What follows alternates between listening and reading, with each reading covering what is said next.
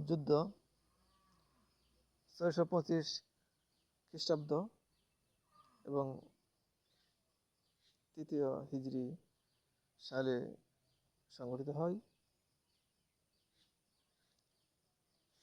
শাওয়াল মাসে 15 তারিখ এই যুদ্ধটি সংঘটিত হয়। উহুদ যুদ্ধ সম্পর্কে আমি সংক্ষিপ্ত আকারে এর কিছু সারমর্ম বলার চেষ্টা করব ইনশাল্লাহ। উহুদ যুদ্ধের কারণ হিজরি 3য় সালে শাওয়াল মাসে এই যুদ্ধ সংঘটিত হয়। এই যুদ্ধের কারণগুলো হচ্ছে: এক, প্রতিশোধ গ্রহণের সর্বাত্মক প্রচেষ্টা। হিন্দার প্রতিশোধের প্রত্যয়, ইকরামা প্রতিশোধের প্রত্যয়, কাব ইবনে আশরাফের কবিতা, উমাইয়া ও হাশিমিদের মধ্যে শত্রুতা, উহুদের ঘটনা।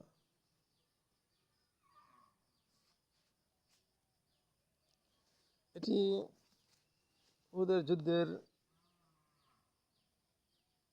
অনেক কারণ রয়েছে, এর মধ্যে আমি কয়েকটি কারণ বললাম। এর মাধ্যমে হচ্ছে বদর যুদ্ধে পরাজিত কুরাইশ বাহিনী মক্কায় ফিরে গিয়ে অধিকাংশ কুরাইশ নেতাদের মৃত্যুর সংবাদে সারা দেশ সুখের ছায়ায় কান্নার রোল পড়ে গেল। এর প্রতিশোধে আবু সুফিয়ান প্রতিহিংসার আগুন সর্বত্র ছড়িয়ে দিল এবং সকলের নিকট হতে সে প্রতিশোধের দৃঢ় প্রত্যয় আদায় করল এবং নিজে নিজে বলতে লাগলো, আমি এই পরাজয়ের প্রতিশোধ না নেওয়ার পর্যন্ত আমি সুগন্ধি ব্যবহার করব না এবং স্ত্রীর সহবাস করব না। হিন্দার প্রতিশোধের প্রত্যয়। হিন্দা আবু সুফিয়ানের স্ত্রী হিন্দাও কম চেষ্টা করেনি। তার পিতা কতবার মৃত্যুতে সে পিতৃহন্তা আমির হামজার রক্তপানের জন্য প্রণ করল।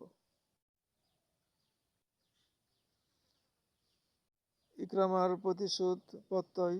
আবু সুফিয়ানের পাশে এসে দাঁড়ালো আবু জাহেলের পুত্র ইকরামা। তারা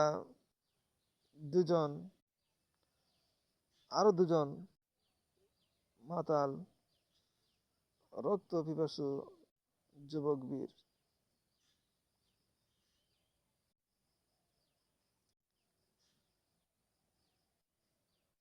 উমাইয়া ও হাশিমিদের মধ্যে শত্রুতা।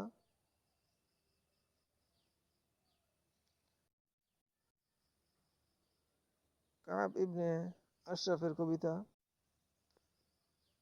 সকলকে ইহুদি কবি কাব ইবনে আশরাফ তার জ্বালাময়ী আবেগপ্রবণ কবিতার সুরের মূর্ছনায় দ্বারা প্রতিশোধ নেওয়ার উজ্জীবিত করে তুলতে প্রাণপণ চেষ্টা করল।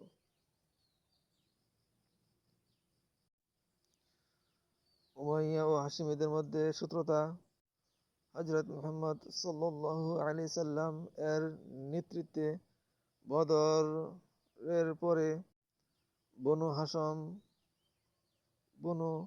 হাশেম সম্প্রদায়ের ক্রমোন্নতি উমাইয়াদের নিকট অসহ্য হয়ে উঠল। কুরাইশদের দুইটি শাখা হাশিমি ও উমাইয়াদের মধ্যে তাই শত্রুতা শুরু হলো। উহুদের ঘটনার প্রতিশোধের জন্য মরি হয়ে উঠল সকলেই। সবাই ইসলামের এই জ্বলন্ত শিখাকে নিবেদিত করতে বদ্ধপরিকর হলো। আবু সুফিয়ান দেখতে দেখতে পুনরায় 3000 সৈন্য এবং এক নতুন বাহিনী সংগঠিত করল। সৈন্যদের মধ্যে 700 ধর্মধারী, 200 অশ্বারোহী ও অবশিষ্ট ছিল উষ্ট্র আরোহী ও পদাধিকার। সে সেনাদলকে তায়েফ হতে আরও 100 সৈন্য এসে যোগ দিল। এই বিশাল বাহিনী নিয়ে মদিনার অভিমুখে অগ্রসর হলো আবু সুফিয়ান। আবু সুফিয়ান তার বাহিনী সে শক্তিশালী করেই মদিনার দিকে অগ্রসর হলো। মহানবী সাল্লাল্লাহু আলাইহি সাল্লাম 3য় হিজরি শাওয়াল মাসের 14 তারিখের জুম্মার নামাজ আদায় করে সমবেত মুসলিমদের পরামর্শ সবাই বললেন, এবার নগর ছেড়ে দূরে গিয়ে যুদ্ধ করা আমাদের জন্য সমীচীন হবে না। তাতে সমূহ বিপদের সম্ভাবনা আছে। এই প্রস্তাব বয়োজ্যেষ্ঠ মুহাজির আনসার সকলেই সাড়া দিল, কিন্তু কিছু যুবক এতে সন্তুষ্ট হলো না। তারা মনে করলো এটি কাপুরুষতার লক্ষণ। কিন্তু পরিশেষে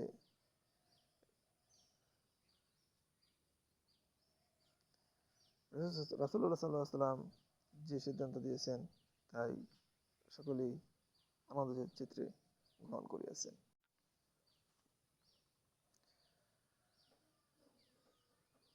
মহানবী সাল্লাল্লাহু আলাইহি ওয়াসাল্লাম সকলকে রণসাজে সজ্জিত হতে নির্দেশ দিলেন।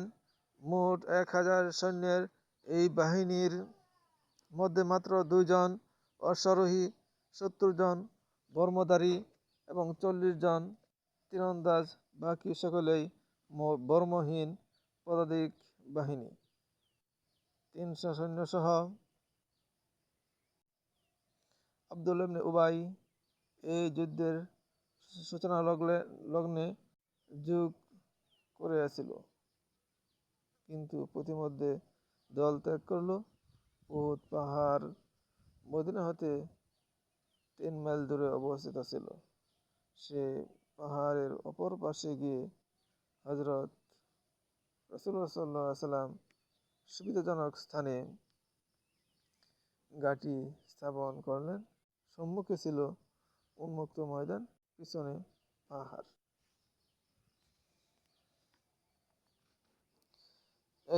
এদিকে বিরাট বাহিনী নিয়ে আবু সুফিয়ান পূর্বেই উহুদ প্রান্তরে অপেক্ষা করছিল। মুসলিম পক্ষের বাম পাশে পর্বত ঘেরা একটি গিরিপথ ছিল। মহানবী সাল্লাল্লাহু আলাইহি ওয়াসাল্লাম এই গিরিপথ পশ্চাৎ দিক হতে শত্রু আক্রমণের আশঙ্কায় হযরত আবদুল্লাহ ইবনে জুবায়েরের নেতৃত্বে 50 জনের একটি তীরন্দাজ বাহিনী সেখানে মোতায়েন করেন এবং তাদেরকে পরবর্তী নির্দেশ না দেওয়া পর্যন্ত সেখানে দাঁড়িয়ে থাকতে বললেন। কুরাইশদের প্রসিদ্ধ বীর তালহা ও উসমান বল্লম যুদ্ধে নিহত হল। কুরাইশগণ মুহূর্তে 2 জন বীরের শোচনীয় পরাজয়ের দেখতে পেরে সমবেত মুসলিমদের উপর আক্রমণ চালালো। এতে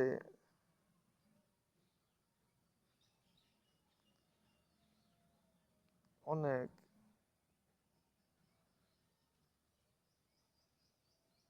শহীদ হলো, কারণ রাসূল সাল্লাল্লাহু আলাইহি ওয়াসাল্লামের নির্দেশ ভুলে গিয়ে নিয়োজিত তীরন্দাজগণ উহার পূর্বে কার্যে অংশ নিল।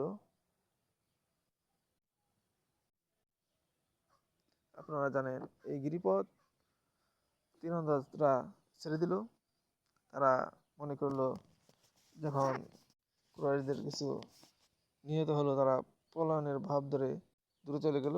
যখন গনিমতের মাল তারা উত্তোলনের জন্য চেষ্টা করলো, তখন তারা এই গনিমত তুলতে গিয়ে রাসূলুল্লাহ নির্দেশ বলে গিয়ে গিরিপথ ছেড়ে দেয়। পিছন দিক দিয়ে পরবর্তীতে তারা আক্রমণ করে 70 জন মুসলমানদেরকে শহীদ করেন এবং রাসূলুল্লাহর দন্ত মোবারকও শহীদ হয়। এই যুদ্ধের অনেক তাৎপর্য রহিয়াছে, অনেক শিক্ষণীয় বিষয় রহিয়াছে। কারণ রাসূলুল্লাহ নির্দেশ যদি তারা মান্য করত, তাহলে তাদের এই পরিণত হতো না। আর মুসলমানদের এই যুদ্ধের জয় পরাজয় কোনোটি বোঝা যায় না। কারণ যুদ্ধের ফলাফলে দেখা যায় যে উভয় জনের সমান সমান মৃত্যু হয়েছে। বাহ্যিক দৃষ্টিতে পরাজয় মনে হলেও প্রকৃতপক্ষে মুসলমানদেরই জয় হয়েছিল। বদর যুদ্ধে যেরকম সুনিশ্চিত জয়, কিন্তু উহুদ যুদ্ধে এরকম সুনিশ্চিত জয়ের কথা বলা যায় না। জয় পরাজয় মানে এটি কোনোটি নির্ধারণ করা যায় না, কিন্তু পক্ষান্তরে মুসলমানরাই জয় হয়েছে।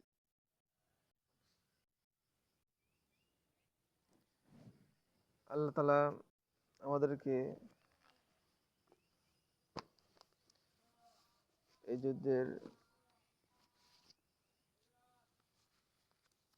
বিষয় থেকে যাতে আমরা শিক্ষা গ্রহণ করে ইসলামিক নিয়ম নীতি মেনে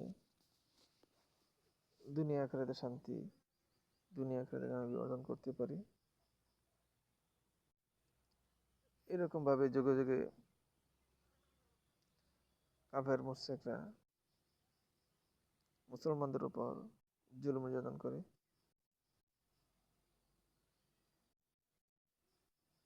আগ্রাসন চালায়। এই আগ্রাসনের বিরুদ্ধে জিহাদ করা প্রত্যেক মুসলমানের উপর ফরজ।